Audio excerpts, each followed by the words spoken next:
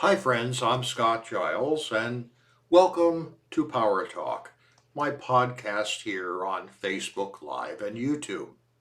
I cover topics related to spirituality, hypno-coaching, the hypnotic arts and sciences in general.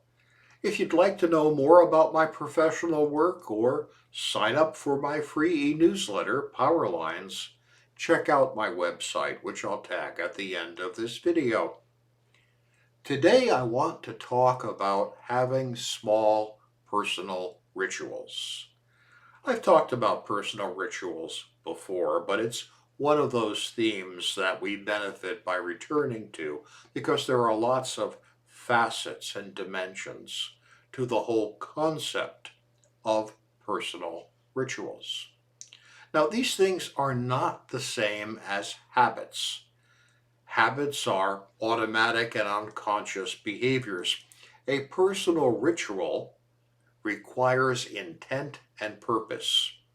You do them for a reason, although the reason may be highly individual and done simply because it brings a moment of focus, pleasure, or calm. Some examples I've encountered recently in my reading, someone who always takes a morning walk with a banana that he eats on the walk.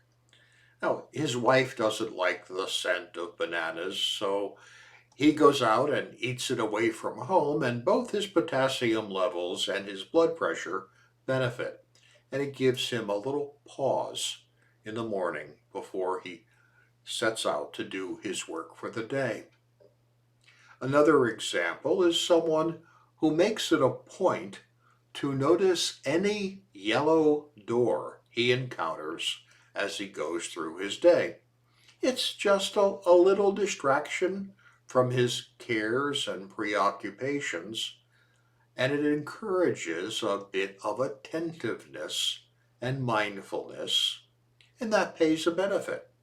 Now, no big deal for either of these examples, but done routinely, done repetitively, these simple rituals kind of accumulate in creating a positive energy in your life. Now, personally, I'm a fan of Stoic philosophy. In the modern understanding of that ancient way of thinking about the world, there are some principles. One such, as an example, is called Amor Fati, a notion absorbed from the philosophy of Friedrich Nietzsche. It means love of fate in Latin. And the idea is to try to live your life in such a way that you're happy about the person you are. And therefore, you have to be happy about all the things that have happened to you, even the bad things, because they helped shape you into the person you are. Another Stoic principle is PreMeditatio malorum, or ponder what might go wrong. The idea is that if you think about what could go wrong, you have a shot at avoiding it.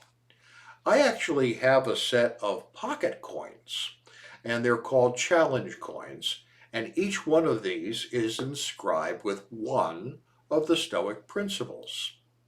I keep them in a little dish bedside, and every morning as I'm putting stuff in my pocket, I choose one at random and put it in that little pocket we all have on our jeans. No big deal, just a reminder to remember the principles and to reflect on them at odd moments. Similarly, another friend of mine keeps a deck of tarot cards by his front door. And every time he exits his home, he pulls one and considers the possibility that the traditional meaning of the card, which he has memorized, might somehow have a bearing on what is about to happen to him as he goes out into the world. Now, he really doesn't think this is a prediction of the future. It simply reminds him to be attentive and to perhaps consider things in a new way. Another individual I know makes it a point not to go to bed unless her kitchen sink is spotless. The rest of the house might be an absolute wreck, but the dishes will be done, the sink rinsed and cleaned, so that there is a beachhead of order in her day when she gets up in the morning and goes to the sink to start making her coffee. That's what small personal rituals like this do. They're not attempts to magically control the world. Rather, they encourage a bit of reset in one's thinking or a focus on one's chosen path. As such, they're worth doing and can bring a lot of comfort. In the case of the person with the clean sink, it reminds her that while she does struggle with depression, that it is nonetheless possible to create order in her life, even if just a little bit. My daily challenge coin keeps me reminded of my self consciously chosen philosophy of life, and so on. But these rituals all do something else too. To see the additional benefit of a simple, positive daily ritual, consider what having such a thing protects you from. Because they do protect you, and that's one of the greatest reasons to formulate them. To understand this, consider how else you might be spending your time.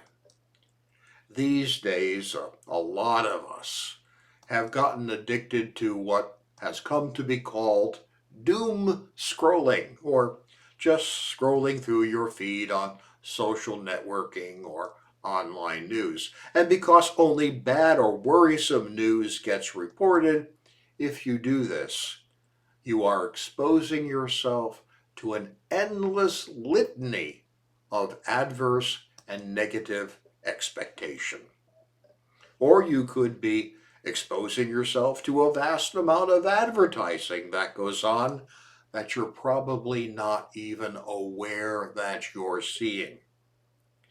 Do you have any idea how much advertising you unconsciously consume? The first television commercial aired in 1941 to the 1% of homes that had television. It was a 10-second spot for the Bulova Watch Company. Now television ads occupy almost 18 minutes of every hour, and that's just the formal ads. In addition, these days, products are included in the shows we watch as a form of advertising, while online companies track everything we do and tailor advertising to us as individuals so that we don't realize that even the news stories that we see are actually a sort of ad.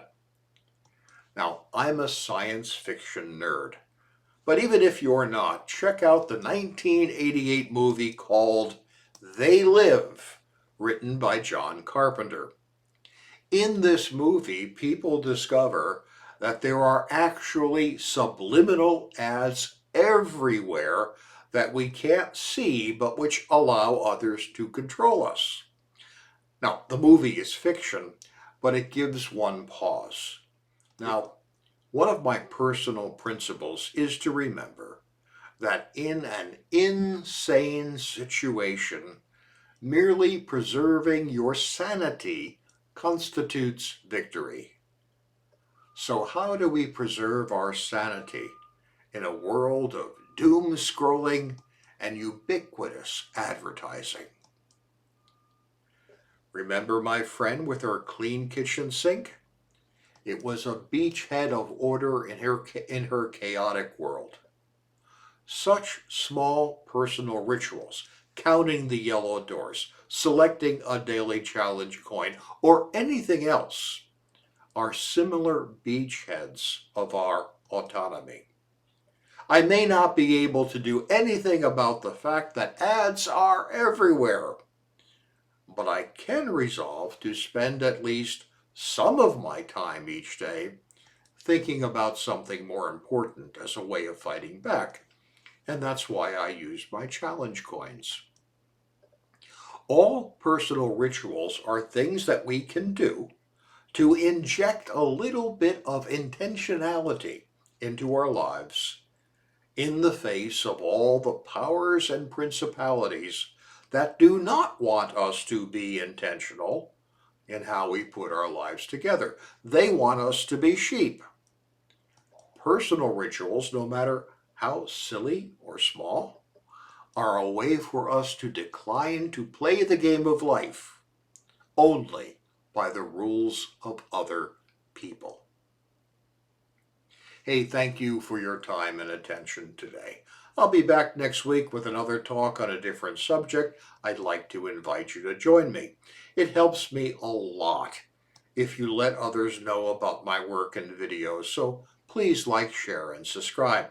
If I can be of help to you, feel free to reach out through email, my website, or my Patreon channel. And as always, have a great week.